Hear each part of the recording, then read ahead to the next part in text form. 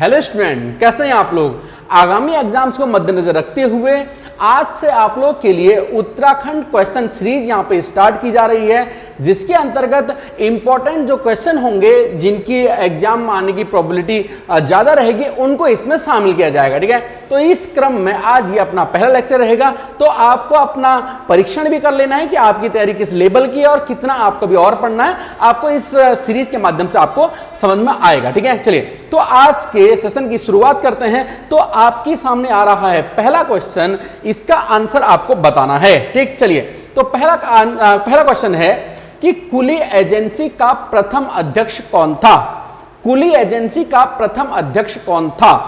कुली agency, इसमें चार option आपको यहां पर दिख रहे हैं। पहला शालिग्राम सिंह, दूसरा है बद्री दत्त पांडे, तीसरा है विक्टर मोहन जोशी, चौथा है श्याम लाल शाह। क्या आपको पता है कुली एजेंसी का अंतिम अध्यक्ष कौन था। देखिए, प्रथम अध्यक्ष की बात नहीं कर रहा है, अंतिम अध्यक्ष की बात कर रहा है। ठीक, चलिए तो जान के चलते हैं इसका आंसर क्या, सटीक आंसर क्या सही होना चाहिए। तो ध्यान रखना, इसका आंसर है शालिग्राम सिंह। शालिग्राम, ठीक है, इसमें शालिग्राम सिंह लिखा हुआ है, तो ध्यान रखना शालिग्राम सिंह इसका सही आंसर है। एक अगर मैं कुली एजेंसी की बात करूं तो कुली एजेंसी की स्थापना आपको पता होगा 1908 में इसकी स्थापना हुई थी। बहुत डिटेल से पढ़ा रखा है। ठीक है, कुली 1908 में इसकी स्थापना हुई थी और जोध सिंह नेगी इसके प्रथम अध्यक्ष थे। आपको दिख रहा होगा, जोध सिंह नेगी इसके प्रथम अध्यक्ष थे। ठीक है, और अंतिम अध्यक्ष के तौर पे यहां पे कौन, पे शालिग्राम सिंह इसके अंतिम अध्यक्ष हैं। ठीक, चलिए अगला यहां पे क्वेश्चन नंबर 2 पर देख के चलते हैं। क्वेश्चन नंबर 2 है लाल चावल के लिए प्रसिद्ध, इंपॉर्टेंट क्वेश्चन लेके आए यहां पे सारे।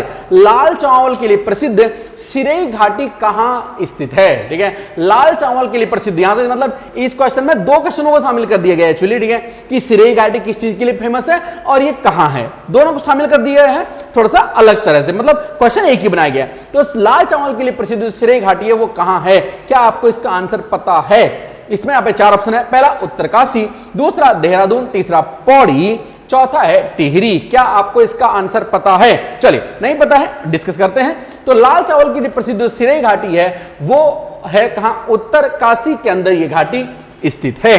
ठीक, चलिए अगला करके चलते हैं। यहां पे अगला क्वेश्चन यहां पे देखते हैं। अगला क्वेश्चन यहां पे मेरी लटीपटी, मेरी लटीपटी कविता के लेखक कौन है। मेरी लटीपटी एक कविता है, ये इसके लेखक कौन है। पहला लीलाधर जगुड़ी, दूसरा शेर सिंह पांगती, तीसरा मंगलेश डबराल, चौथा है गिरीश तिवारी। क्या आपको इसका आंसर पता है। चलिए देखते हैं क्वेश्चन नंबर 3 का, यानी मेरी लटीपटी के लेखक कौन हैं। तो इसके लेखक हैं Sher Singh Pangti. Option number B is the right answer. ठीक, शेर सिंह पांगती इन्होंने जौहर घाटी के ऊपर भी अपनी कविताएं लिखी हैं। ठीक है, इनकी प्रसिद्ध किताब भी बीच में निकली थी। ठीक है, कि जौहर का इतिहास भी इनकी किताब है और अभी बीच में इनकी डेथ भी हो गई थी। ठीक है, बीच में डेथ हो गई थी इनकी, तो इसलिए थोड़ा चर्चाओं में भी रहे थे, तो इसलिए अपने एग्जाम्स के पॉइंट ऑफ व्यू थोड़ा सा इंपॉर्टेंट हो सकता है। ठीक है, तो मेरी लटीपटी जो कविता है किसके, यहाँ पे शेर सिंह पांगती की ये कविता है। अभी कुछ दिन पहले न्यूज़पेपर में भी ये कविता पूछी गई थी। ठीक, चलिए अगला क्वेश्चन। प्रेमनगर में रेशम कीट फार्म, प्रेमनगर में रेशम कीट फार्म की स्थापना कब हुई। प्रेमनगर कहां पड़ता है, देहरादून में। तो प्रेमनगर में रेशम कीट फार्म की स्थापना कब हुई। तो ऑप्शन है 1957, 58, 1959 या फिर 1960। क्या आपको इसका आंसर पता है कि प्रेमनगर में रेशम कीट की स्थापना कब हुई थी। अगर आपको पता होगा कि रेशम की जो पहली फैक्ट्री यहां पर लगी थी, ठीक है, वो चंदों के समय लगी थी, लेकिन ये कहां की बात हो रही है, ये बात हो रही है प्रेमनगर की बात हो रही है। प्रेमनगर में रेशम कीट की स्थापना कब हुई थी। ठीक है, जो चंदों में यहाँ पे इंद्रचंद्र ने यहाँ पे सबसे पहले यहाँ पे फैक्ट्री यहाँ पे लगाई थी, आपको पता होगा, वो मैंने वहां पे पढ़ाया था। ठीक है, तो फिलहाल यहां बात करते हैं। तो प्रेमनगर में जो स्थापना हुई इसकी यहाँ पे वो हुई 1958 में, यानी कि ऑप्शन नंबर बी। ठीक है, option number B is the right answer. Premnagar में रेशम कीट की स्थापना 1958 में हुई थी। चलिए अब देखते हैं अगला क्वेश्चन। अल्मोड़ा नगर पालिका गठन कब हुआ। अल्मोड़ा नगर पालिका का गठन कब हुआ। ठीक है, 1857, 1860, 1864, 1869। चार ऑप्शन आपके सामने हैं। अल्मोड़ा नगर पालिका गठन। ठीक है, ये क्वेश्चन थोड़ा सा थोड़ा इजी आप कह सकते हो, उसको बुक्स में आसानी से मिल जाता है। क्या आपको इसका आंसर पता है, लेकिन एग्जाम के पॉइंट ऑफ व्यू से इंपॉर्टेंट है, ध्यान रखना। ठीक है, एक्चुअली अभी इसमें थोड़ी सी बहस भी चल रही थी, है ना, अल्मोड़ा नगर पालिका पे थोड़ी सी बहस भी चल रही थी, तो थोड़ा सा जो चीजें चर्चाओं में थोड़ी बहुत भी अगर रहती हैं तो उनसे क्वेश्चन कहीं ना कहीं बनने की संभावना हो जाती है, तो इस वजह से उनको इसमें शामिल कर दिया गया है। क्लियर हो गया? ठीक है, ध्यान रखना, ये सीरीज बहुत ही टेक्निकल तरीके से ये सीरीज बनाई जा रही है। ठीक है, तो इसमें ऐसा नहीं कि कुछ भी क्वेश्चन उठा के डाल दिया जा रहा है, ऐसा नहीं है। ठीक है, बहुत साइंटिफिक वे में ये सीरीज बनाई जा रही है। ठीक है, हर चीजों को ध्यान में रखा जा रहा है कि देखिए एक्चुअली होता क्या है, मैं आपको हमेशा बोलता हूं कि पेपर बनाने के भी कुछ नियम होते हैं। ठीक है ना, तो उन नियमों को ध्यान में रखते हुए मैं कोशिश करता हूं कि यहां पे क्वेश्चन आपके लिए सेट किए जाएं। ठीक, तो अल्मोड़ा नगर पालिका गठन कब हुआ, यहां पे आप ऑप्शन देख लेते हैं। यहां पे option C is the right answer. कौन सा? 1864 में अल्मोड़ा नगर पालिका का गठन किया गया था।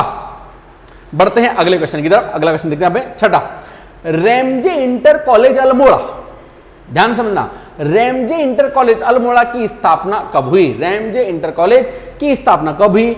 1869, ठीक है, 1870, 1871, 1872। क्या आपको इसका आंसर पता है?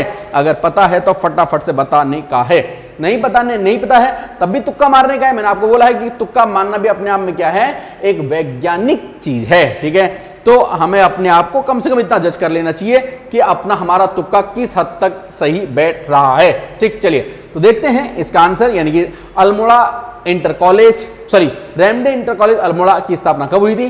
तो option C is the right answer. 1871 में अल्मोड़ा, ठीक है, के अंदर जो रेमजे इंटर कॉलेज है इसकी स्थापना हुई थी।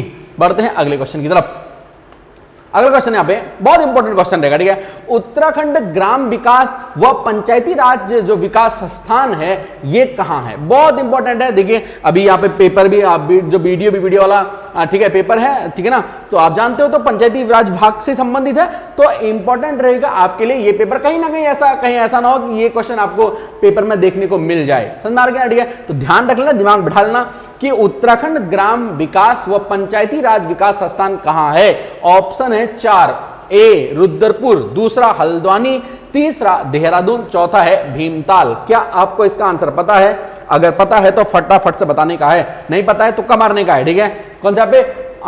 उत्तराखंड ग्राम विकास और पंचायती राज विभाग संस्थान जो है। चलिए ऑप्शन देखते हैं, आंसर देखते हैं, आंसर इसका कौन सा है? पता हो काफी लोगों को, option A is the right answer. कौन सा? यानी कि रुद्रपुर के अंदर क्या यहाँ पे उत्तराखंड राष्ट्रीय व पंचायती राज विकास संस्थान है। ठीक है, आप लोग के लिए क्वेश्चन, आप लोग के लिए मैं देता हूं कि राष्ट्रीय ग्राम विकास व पंचायती विकास संस्थान कहां है? आपको अगर इसका आंसर आता है तो कमेंट सेक्शन में आप बताना मुझे। ठीक है, कौन सा? ये कौन सा है? उत्तराखंड ग्राम विकास और पंचायती विकास संस्थान है ये, उत्तराखंड ग्राम विकास पंचायती राज विकास। मैं कौन सा पूछ रहा हूं? राष्ट्रीय ग्राम विकास व पंचायती राज विकास संस्थान कहां है, मैं आपसे ये पूछ रहा हूं। आपको कमेंट सेक्शन में आंसर बताना है कौन सा, राष्ट्रीय वाला। ठीक हो गया? ठीक है, चलिए ये फिलहाल उत्तराखंड का है, तो उत्तराखंड जो ग्राम विकास जो पंचायती राज विकास संस्थान कहां है? रुद्रपुर के अंदर। चलिए क्वेश्चन नंबर अगला इंपॉर्टेंट, ढेला किसकी सहायक नदी है? ढेला किसकी सहायक नदी है? ठीक है, ढेला किसकी सहायक नदी है? ऑप्शन है ए अलकनंदा, बी कालीगंगा, सी सरयू और डी है रामगंगा। ठीक है, ये पश्चिमी रामगंगा है, इसमें यहाँ पे लिखा नहीं गया है, ध्यान रखना, आप लिख लेना अपने हिसाब से कौन सी है, पश्चिमी रामगंगा। ठीक है, तो ढेला किसकी सहायक नदी है? अलकनंदा, कालीगंगा, सरयू या फिर पश्चिमी रामगंगा? ऑप्शन देख लेते हैं, आंसर आपके सामने, option D is the right answer. पश्चिमी रामगंगा की सहायक नदी कौन सी? यहाँ पे ढेला नदी। ठीक है, ढेला नदी जो है पश्चिमी रामगंगा की ये सहायक नदी है। ठीक, चलिए अगला क्वेश्चन आप देखते चलते हैं। क्वेश्चन नंबर अगला, उत्तराखंड का पहला बैंक कौन सा है? उत्तराखंड का पहला बैंक कौन सा है? अल्मोड़ा अर्बन बैंक, उत्तराखंड ग्रामीण बैंक, नैनीताल बैंक और बैंक ऑफ बड़ौदा। कौन सा बैंक है? अल्मोड़ा अर्बन बैंक, उत्तराखंड ग्रामीण बैंक या नैनीताल बैंक या फिर बैंक ऑफ बड़ौदा? क्या आपको इसका आंसर पता है कि उत्तराखंड का पहला बैंक कौन सा है? चलिए आंसर आपके सामने, Nainital bank is the right answer, यानी कि ऑप्शन सी, उत्तराखंड का पहला बैंक कौन सा? यहाँ पे नैनीताल बैंक उत्तराखंड का पहला बैंक है। चलिए अगले क्वेश्चन की तरफ बढ़ते हैं। पडियाल प्रथा संबंधित है। इंपॉर्टेंट है पडियाल प्रथा, ध्यान रखना पडियाल प्रथा अपने आप में इंपॉर्टेंट रहेगी इस बार के एग्जाम में। ठीक हो गया। तो पडियाल प्रथा किससे संबंधित है? ऑप्शन ए, गांव के आपसी सहयोग हेतु, गांव के आपसी सहयोग हेतु, विवाह संबंधी एक प्रथा है, या वनों से संबंधित एक प्रथा है, या इनमें से कोई नहीं। ठीक है, चार ऑप्शन आपके सामने है कि पडियाल प्रथा किससे संबंधित है। अगर आपको पता हो ये जो पडियाल प्रथा है ये जौनसार क्षेत्र की एक प्रथा है। ठीक है, तो इनमें से कौन सा, मतलब जौनसारियों में प्रचलित है, जौनसार क्षेत्र में प्रचलित है पडियाल प्रथा, कौन सी है? गांव के गांव में आपसी सहयोग हेतु एक प्रथा है, या विवाह संबंधी, वनों से संबंधी। चलिए आंसर देख लेते हैं। आंसर है इसका गांव में आपसी सहयोग हेतु। एक्चुअली होता क्या है, देखिए आपने एक शब्द सुना होगा, जैसे हम बोलते ना कि मतलब जैसे मतलब श्रम सहयोग। श्रम सहयोग क्या होता है कि जैसे मैं किसी के वहां धान रुपाई के लिए गया, मैं किसी के वहां धान रुपाई के लिए गया, मैंने कोई पैसा नहीं लिया, वो भी मेरे वहां आएगा, धान रुपाई करके जाएगा। ठीक हो गया, ठीक है, इसे बोलते हैं श्रम सहयोग। ठीक है, तो गांव में आपस में श्रम सहयोग करने की जो प्रथा है जौनसार क्षेत्र में, उसे बोलते हैं पडियाल प्रथा। समझ में आ रही है ना? ठीक है, इसी के साथ साथ में दो और प्रमुख प्रथाएं वहां पे प्रचलित है। एक है यहां पे क्या, जाड़ प्रथा। जाड़ प्रथा इंपॉर्टेंट प्रथा। ठीक है, जाड़ प्रथा महिलाओं का संपत्ति पे अधिकार कितना होगा, कैसे होगा, इस चीज के लिए भी वहां पे एक प्रथा है। ठीक है, यानी गांव मतलब महिलाओं का जो संपत्ति का अधिकार है इससे संबंधित एक प्रथा है जिसे बोलते हैं जाड़ प्रथा। कौन सा? महिलाओं के अधिकार, संपत्ति अधिकार से संबंधित है कौन सी? यहां पे जाड़ प्रथा। ठीक है, दूसरी एक प्रथा यहां पे मात प्रथा।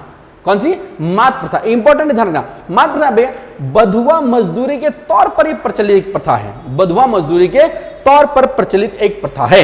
आप जानते हो कि देखिए बधुआ मजदूरी क्या होती है, मतलब जैसे कोई जागीरदार है या कोई जमींदार है, ठीक है, उसने क्या कर दिया, जैसे किसी को 1 लाख रुपए दे दिए, सपोज दैट, ठीक है, उसकी लड़की की शादी थी, उसने कर्जा ले लिया, 1 लाख रुपए दे दिए। ठीक है, अब वो 1 लाख रुपए लौटाएगा नहीं, लौटाएगा नहीं, पैसे दे नहीं पाएगा, उतना मतलब सक्षम है नहीं कि 1 लाख रुपए लौटा दे, तो क्या करेगा वो, उसके घर में मजदूर बन जाएगा, नहीं बधुआ। ठीक है, मतलब 1 लाख रुपए जब तक उसके खत्म नहीं होंगे तब तक वो क्या करेगा यहाँ पे मतलब बधुआ मजदूरी करेगा। समझ गए? तो इस तरह से एक प्रथा है यहाँ पे क्या, मात प्रथा, इसे बधुआ मजदूरी के तौर पर ही प्रचलित एक प्रथा है। अगर आपने एक मूवी थी माझी द माउंटेन मैन, अगर आपने देखी हो तो उसमें शुरू में ही ये सीन आता है जब, ठीक है, जो इसमें मेन एक्टर जो है नवाजुद्दीन सिद्दीकी है, उसके जो उसमें फादर का रोल जिन्होंने किया है, तो एक जागीरदार के वहां जाते हैं, तो वो कहते हैं कि मतलब ये आपके वहां आज से आपका ये बधुआ हो गया आपका करके ना, तो फिर वो उस तरह से बताता है कि हम तो वैसे ही आपके पहले से ही बधुआ हैं, तो हम क्या करेंगे, आज से हमारा लड़का भी आपके वहां बधुआ हो गया, और फिर वहीं से ही वो लड़का फिर भाग भी जाता है,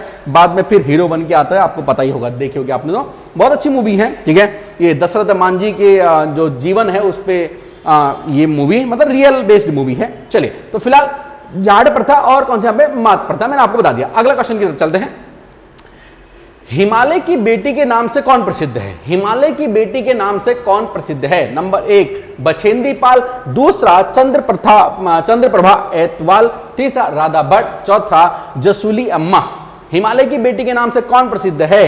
क्या आपको इसका आंसर आता है? कमेंट सेक्शन में बताने का, अगर आता है तो ठीक है, नहीं आता है तो तुक्का मारने का है। अब आंसर देख करके तो फिर आप बता ही दोगे, एक बार पॉज करके एक बार कमेंट अपने आप में लिख देना, कोई दिक्कत नहीं है, फिर आपको पता चलेगा कि ये आंसर सही है या नहीं है। ठीक है, चलिए आंसर देख लेते हैं। राधा भट्ट यानी कि option C is the right answer. Himalaya की बेटी के नाम से प्रसिद्ध कौन है? यहाँ पे राधा भट्ट हिमालय की बेटी के नाम से प्रसिद्ध है। ठीक, चलिए देखते हैं अगला क्वेश्चन। उत्तराखंड का वेद व्यास किसे माना जाता है? इंपॉर्टेंट क्वेश्चन रहेगा, देखना। अब मैं आपको पहले ही बता रहा हूं कि ये ऐसे नॉर्मल क्वेश्चन नहीं है कि मतलब ऐसे नॉर्मली उठा लिए गए हैं कहीं से भी। ठीक है, मैंने आपको बोला है कि एग्जाम जो सेट होता है पेपर, वो बहुत ही वैज्ञानिक तरीके से सेट होता है, उसके कुछ रूल रेगुलेशन होते हैं, ठीक है ना। तो अब उन्हीं को मद्देनजर रखते हुए क्वेश्चन सेट किए जा रहे हैं आपके लिए।